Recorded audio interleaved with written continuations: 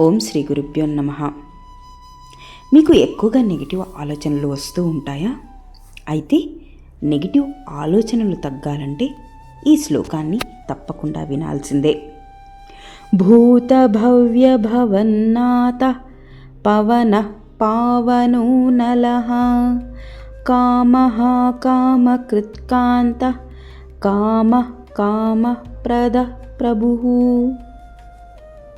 ఆ శ్రీమన్నారాయణుడు కాలానికి అతీతుడు, ప్రాణశక్తిగా నడిపించేవాడు, పాపాలను కాల్చి అగ్నిస్వరూపుడు, భక్తుల్లోని చెడు కోరికలను తొలగించి శుభమైన కోరికలను పుట్టించి తానే ఆకర్షణగా నిలిచి చివరికి భక్తుల కోరిన దాన్ని అనుగ్రహించే కరుణామూర్తి.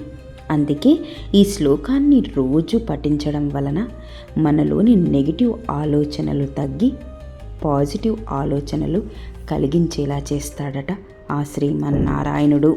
స్వస్తి.